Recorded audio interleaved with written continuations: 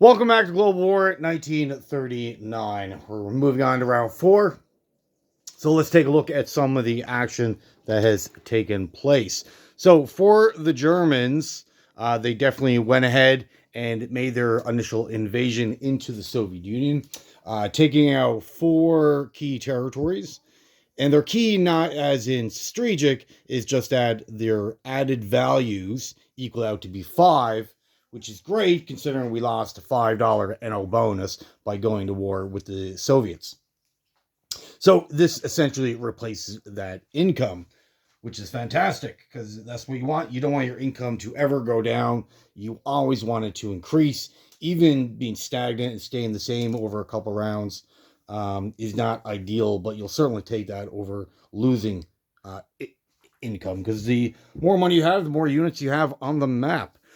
So outside of this little initial invasion, the rest of the turn was pretty simple. Another build up, getting more forces here into France. Always maxing out that production facility. Should do that every turn, even though you're only getting 3 units in there. Well, it's better than nothing at all. And anything in excess, I normally put in West Germany and then distribute where I see fit, either west or east. So yeah, that's pretty much all they did there. They moved their fleet that was originally for the previous turn in C Zone 24. That moved down to C Zone 28. They're trying to stay out of the range of these British fighters. And right now, London has possibly the largest air force on the planet. So we definitely don't want to be messing around with that. We want to stay out of range of those. So more likely thinking a good spot for that Navy, possibly C Zone 32. C Zone 27 would not be ideal because the fighters can still reach. Possibly another good location would be C Zone 31, maybe. But this island here, the UK can utilize as landing area. So 1, 2, 3, 4, 5. Yeah, C Zone 31 would not be good either. So, anyways, some decisions would have to be made for that German Navy to put it in a situation where it's still threatening to the Allies, but out of range of those fighters, because that can get pretty scary. And if you're asking yourself, why didn't the Russians put up any defenses on the initial invasion? Well, it's because Germany has a special ability. It's similar to Japanese's sneak attack ability, kind of. It does give a lot of bonuses to the attacker as the Germans and a lot of negatives to the Russian defenses. But it's a one-off thing. It's either use it or lose it type of situation, and they can only use it on their initial invasion. Your second round of conquest, third round, it's not like a pick and choose when I want. It's either use it or don't. So by retreating all your forces off the bordering territories, it prevents the Germans from using that ability. But meaning that the initial assault are essentially all walk-ons. So you're just picking up a bunch of territories for free without conducting any combat. All right, so for the Russians themselves, let's take a look here. They did a little bit of actions. They went ahead and fully took out Finland. So now the entirety of Finland is now under Russian control. They had, after initial battle in this territory, they moved the surviving units, moved on to Helsinki. They survived the initial conquest with 4 light tanks, KV-2, 2 mechs, and 2 artillery. The German defenses in Helsinki, I believe it was 3 or 4 infantry, and artillery, and medium tank. And then the German defenses took out 3 more Russian units. And they blitzed through with their armor into this territory, taking that without any trouble before going on to Helsinki. And this is good for Russia. It does give them a $6 NO bonus. and it completely wipes out any threat from the north, meaning all the biggest worry that Russian has now has to come from the south. They got a little bit to worry about in the center, a couple units, about 6 here, possibly another couple coming up behind that. So we'll see. The game plan for the Russian, or for the Germans, is to get their initial stack, which is currently sitting in western Ukraine. More likely they'll advance up into Olar Kursk, definitely taking out Kiev, this territory, and Crimea, very much solidifying this area of the map before going on to their third objective, would be Moscow itself. After that, once you see the army in Olar Kursk, this is when you'll see the smaller center army. They'll start advancing slowly, taking up any empty territory, possibly any territory with 1 or 2 infantry. And then once Moscow falls, then Stalingrad and Leningrad will quickly follow after that, as the bulk of the Russian defenses more likely will be in Moscow, as it should be. Just to give you a brief understanding of what the Germans are playing with. Right now we have 2 heavy artillery, about 6 normal artillery, 2 regular mechs, 4 SS mechs, 2 SS infantry, 1 airborne, healthy stack infantry. Not as much as I would have wanted, but certainly quite a bit. And we got about 14 medium tanks, and we got on the reserve, following up behind them, another Mark IV, 3 more medium tanks, scatter few infantry, another artillery, and 3 mechanized, 2 of which are SS mechs. So that will be following up behind the force that's currently in Ukraine. For economics for both nations, the Germans are sitting at $76 right now to spend on this coming up turn. The Russians, however, they have 67. This is the richest I've ever seen Russia in any game. So this is actually great news for the Soviets, as they could potentially start dropping down a lot of infantry, a lot of defensive units, making Germany's job of conquering them so much harder. So we'll see how all this plays out. And the Russians are getting quite a few bonuses.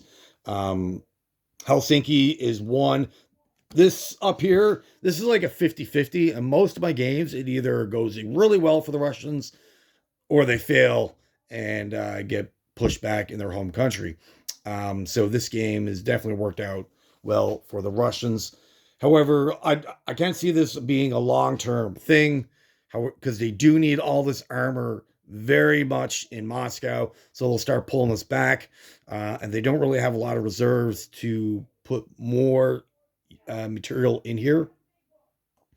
But now that they're at war with each other, and the Germans do have 2 transports, however, the Russians do have a cruiser or a destroyer, and their Air Force can easily take out those transports. So this is definitely an oversight of Germany. They should have kept some vessels in these 3 sea zones to protect those. That's unfortunate. But we'll see how that plays out. For China and Communist China, this was very much this is very much a tactical retreat turn. They pulled back a little bit, trying to solidify the core of their infrastructure, or the territories here. The bordering territories do have a few infantry in each, but they did pull back their artillery and a lot of their infantry, trying to protect this territory here. They did already lose it once, but was able to recapture it. But the Burma Road is still closed, which is not good for China. It pretty much relegates them to a defensive war. And any long-term war that you're always on the defense, you're just allowing your enemy to dictate the play, dictate when the battles happen, if they happen. So this is not good news for China. Economically, they are doing okay. They do currently have $13, and that's what they're producing. They don't have any bonuses because the Burma Road's closed. It also prevents them from building artillery, and the Americans from lend-leasing armor. So that subtracts all their offensive power, and like the previous turn, they already lost their fighter. So, not good.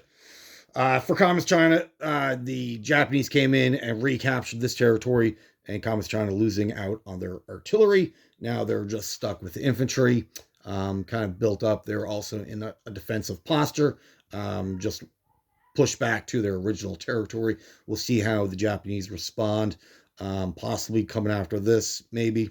We will have to see.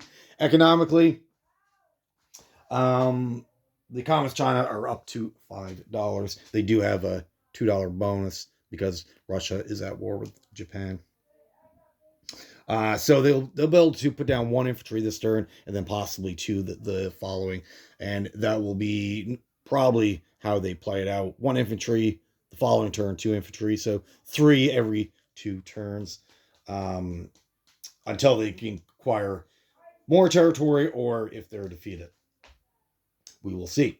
FEC, the Japanese were able to reinforce this territory here, reconquering it quite handily with the amount of force they were able to bring in. Surprising, but they did utilize the chunk of their transports in doing so. They have 4 here, and their navy, this is the bulk of their navy, is in Sea Zone 70. This kind of puts FEC in kind of a stalemate situation. Currently, right now, one side don't have the edge over the other. Well, maybe the Japanese, they do have all the large percentage of their air force is in Siam. So their air force combined with all this infantry could possibly start pushing the FEC back even further closer to their capital. Certainly, if you remove this force here, they don't have much left. So this is not good news. FEC, they have a lot of thinking to do. Their biggest asset right now would be their navy, which is currently in Sea Zone 69. If you remember from the previous turn, the Japanese had a 3-choice decision, but they could only go after 1 target. Obviously, they decided to engage the British Commonwealth fleet. We'll see if that was a mistake or not. For the Americans in the Pacific, they decided to move out from Hawaii and take out this American or Japanese territory. It's only worth $1, so they just walked in with 1 infantry. The bulk of their navy is in the sea zone, which is 117. Currently, they have a carrier, 2 battleships, 2 cruisers, a sub, 4 destroyers, and 2 torpedo boat. So not the most intimidating fleet on the map, but certainly sizable. They do have other vessels waiting in behind. So the vessels that they have behind their main fleet in 117, in 114, they did walk into this territory here, belonging to Japan. It's not worth anything, but it could be a good staging ground for Air Force, sorry. So they could potentially land planes here to further strike into other islands. Right now, that has a carrier battleship, cruiser, and a transport. Back home, off the coast of San Francisco, they did go ahead and get another aircraft carrier, a couple fighters for the carrier, another battleship, and 3 transports, and they have enough ground forces to load up all 3, so they can start island hopping and start taking chunks out of the Japanese economy. Currently, the American economy is quite healthy. They right now have $116 to spend on this coming up turn, so they're easily the richest country on the planet, as they should be for most of these games. Once they enter the war, once they get their bonuses, they are easily the richest on the planet. For Anzac here, they did a couple of daring moves. They took out 2 more islands, subtracting another $3 from the Japanese. Now this here is very risky. Yeah, they're probably going to lose that transport. They didn't even bother to defend it. They just wanted this island, and they got a couple of infantry here. They did come up with artillery infantry. The Japanese were defending this, so they traded off infantry each, allowing the Anzacs to capture with an artillery piece. And the Philippines is definitely getting quite healthy. The Americans did produce another infantry there with that army base. So I can't stress how dangerous this army base is. If you can take this out early, take it out. The longer you wait, the worse the situation is going to be. The more force you'll need. Perhaps even have to acquire new transports, depending on how long you let this go. So the Japanese are going to have to deal with this sooner rather than later. For the Anzacs purchase, they went ahead and got a couple more destroyers, moving down a transport they already had up here. So right now they have a cruiser, 2 destroyers, and a transport on their home base. For Japan itself, some parts of the map they're doing extremely well. Other parts are a little dicey. I'll give the dicey part to their Navy. Yes, they are building up a secondary fleet. They have a battleship here, an Amato here, a loaded carrier, destroyers here, 1 cruiser, a couple subs. The bulk of their fleet is in Sea Zone 70. I think, so the previous turn, most of the Navy was here in this territory. And they had the Anzac fleet here, Philippines, and then the Commonwealth here. They decided to go after the Commonwealth, retaking this island quite easily, because it is a $4. The Japanese government were kind of freaked out that they were losing $4. I think overall, looking back at it now, that was the mistake. They should have went after the Philippines, really, and that would have centralized their Navy into this area, probably scaring off the Anzacs from even attempting this, and the Americans from doing that. Having a fleet here, roughly in this sea zone, 107, 108, 112. Have a major fleet here in this area. It's kind of your shield. That is should be your main defense. The Japanese Navy is way out of position. So the intent was to have this Navy as the primary Navy up here, and this built up Navy over time to come down to protect the Money Islands. They kind of flip roles. So some maneuvering has to go on. They do need to scare this off, recapture these 2 islands, recapture this island, and ward off the British.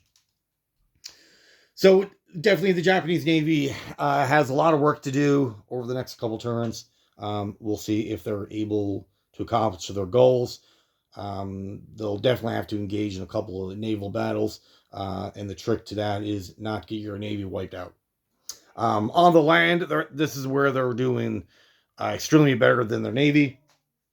Like I said, push back the FEC here, kind of blocking them off from even being able to back up the Chinese. So really both nations are, even though they're fighting the same enemy, because they lost this territory to the Japanese, both nations are pretty much left to fight their own war against the same enemy and unable to link up. Yes, FEC could send forces up around China through the back door here. However, this takes a long time. FEC, the bulk of their force are infantry, so it's going to take 4 or 5 turns. By the time the infantry does march up this way, realistically, Calcutta could be gone, and you're moving forces way out of position, and you're not really going to gain a lot. Maybe if they had a bunch of fast movers, if they had 4 or 5 tanks, possibly this could be a good idea, but we'll see. In the center of Asia, like I said, the Chinese did back out, giving the Japanese some breathing room. However, the Japanese do have 4 big pockets here of not just infantry, but artillery and other pieces of equipment, making it very difficult for only Chinese infantry to attack and destroy it. So you can suspect a pounce out now or this next turn, and the Japanese to gain quite a few territories. Up north here, we'll see what they need to do. The Russians did walk into these two territories. The Japanese, knowing or knew that they're surrendering these territories here to eliminate the communist Chinese. That was a trade-off they were willing to do, knowing that they'll be able to recapture it. The Russians are, they're, I wouldn't say they're completely weak, but they're not strong either. They do have one light tank to help them out, one airborne, and then just infantry after that.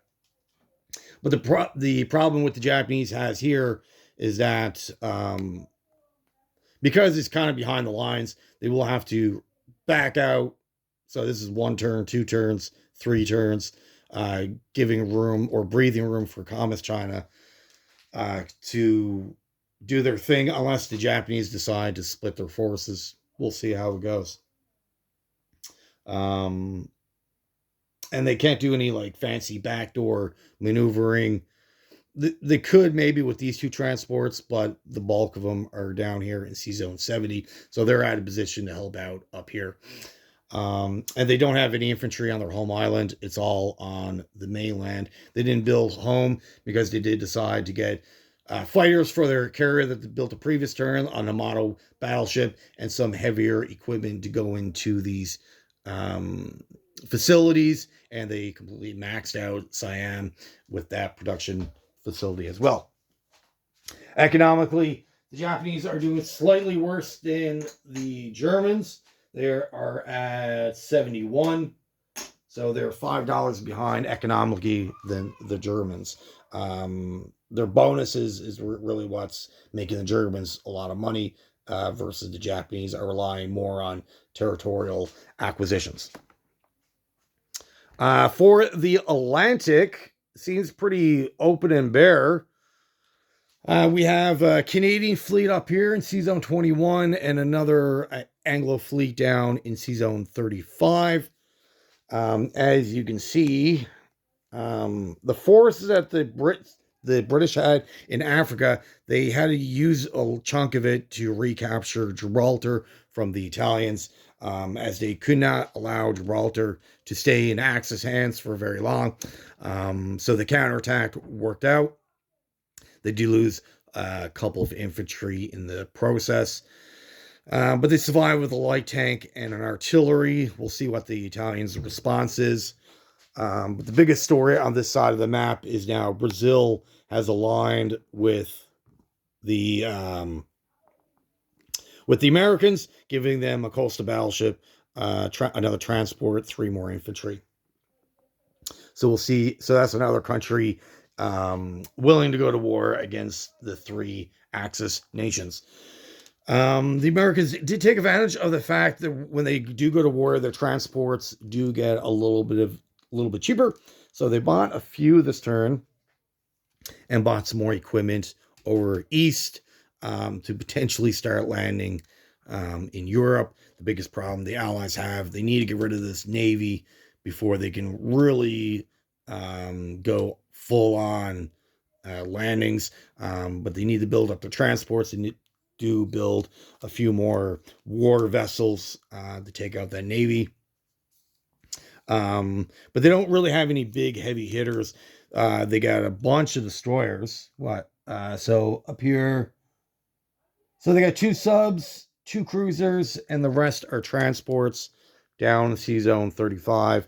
2 coastal battleships they got from Norway, 2 transports, and then the rest are destroyers. So they got 8 destroyers there. So if they can combine both of their navies, could be a big threat to here. The biggest strength that the Germans have is not in numbers, it's their 2 Bismarck battleships. This is what gives it all their strength. So if the British are able to get a couple of normal battleships, aircraft carriers, something of that sort, they tilt the odds in their favor.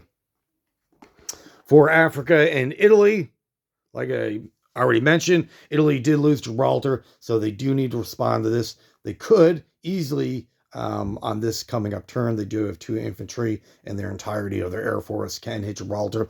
Luckily for them, the fort is already destroyed, so they just got to worry about the 2 units.